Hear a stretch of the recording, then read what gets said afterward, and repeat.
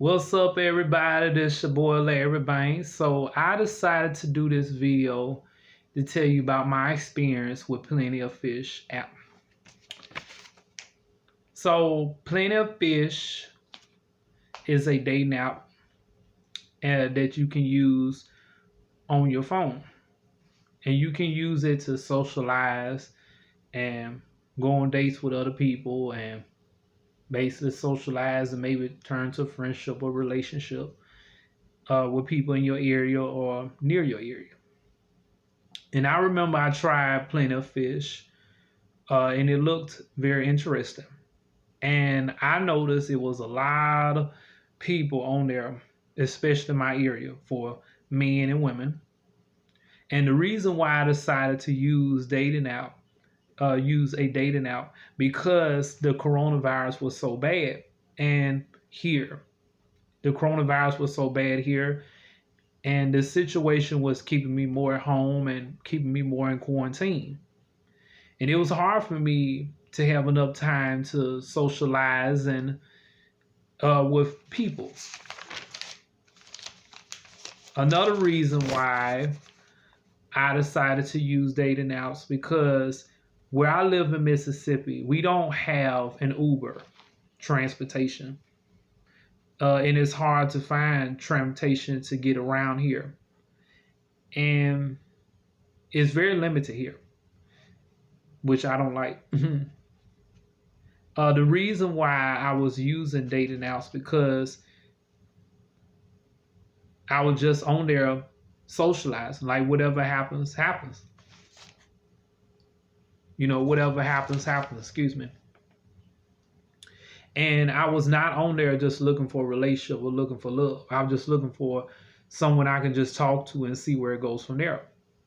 And I noticed you can choose the swipe left, swipe right on the matching game, and I liked it at first, but as I started to swipe more and play the game more, I didn't like it that much. It just started getting boring and stuff like that. And I tried to talk to women in my area, and they ignored me. It was so many women on there just ignoring me, and I noticed there were like 3 or 4 women who liked me on that app. And when I chose to try to respond to them, because I noticed that I had to pay like $19.99 a month to talk to the ones who actually liked me on there. And it was ridiculous, because I understand that, if I use that app and I liked it so much, that one day I can pay for the membership so I can talk to more people. But it was just ridiculous. It was just really ridiculous. And but why should I have to pay for something that I know for a fact that there's a possibility that it may not work for me? So I noticed there were so many women on there rejecting me, and there were men doing the same. I don't like how they set it up, how you can only choose to talk to a woman or talk to men. And once you talk to a woman and talk to a man, that's all you have to basically talk to the whole time you use the app. And the only way for you to change that is for you to delete that app and recreate your account again, which is ridiculous, which is totally ridiculous. And I don't like how they set it up though. But it just, like you said, you can only change it when you try to delete the app, delete the account. But the only people I matched with was the men. And I said, okay, I'm gay, and I said, let me just talk to guys, even though I'm more attracted to guys. And but I just talk to girls because I like girls, but they look attracted to me, but I'm not really attracted to them like that. So I said, let me just talk to guys and see where it goes from there. And I noticed that when I did try to talk to guys, they seemed nice at first, but I noticed that they seemed fake, and they only wanted to get to know me for the wrong reasons. And There was a guy named, his screen name was Ricky 88 Rose. I mean 88 Rose. And he kept giving me his number. And I told him the first time, I don't feel comfortable giving out my number. Let's just talk here. Let's just talk here. And that way, like you said, one day I get comfortable with him, then I can just trade numbers. And that goes for the women as well, because it's a lot of people on those apps that's pretending like, oh, I'm interested in you, oh, I like you, oh yeah, let's go ahead and trade numbers, let's go ahead and give me your social media. And once they get your social media, once they get on the other side, once they get your social media, your phone number, things that they have from you, then they ghost you. You know what I'm saying? And this been going on for months now. This been going on for almost a year. It's too many, like you said, superficial people.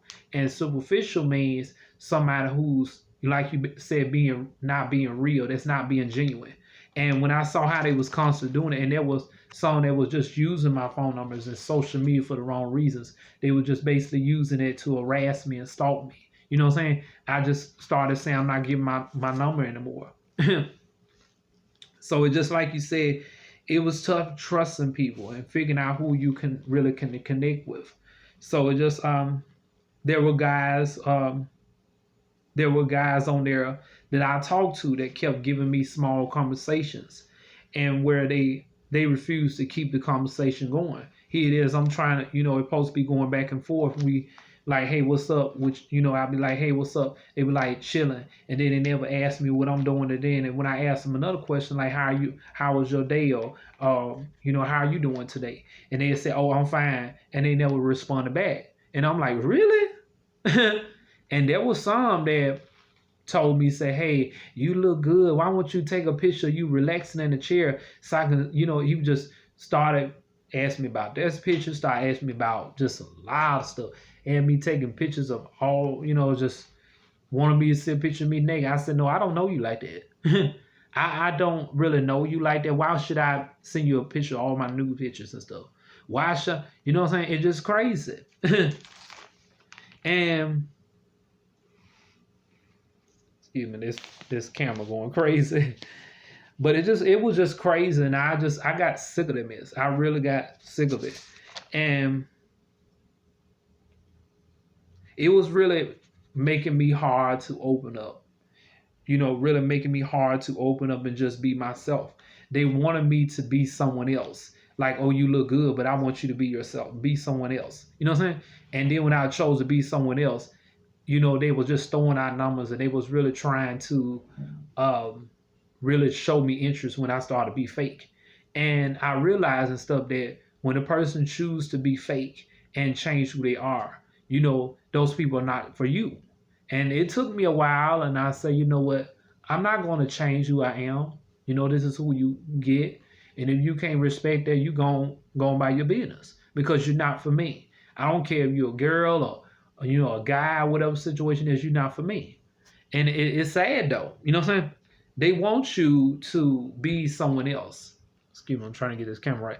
They want you to be someone else, so that way they can try to say when they finally meet you, like, why you didn't tell me who you really were? But you didn't ever give me a chance when I tried to be myself.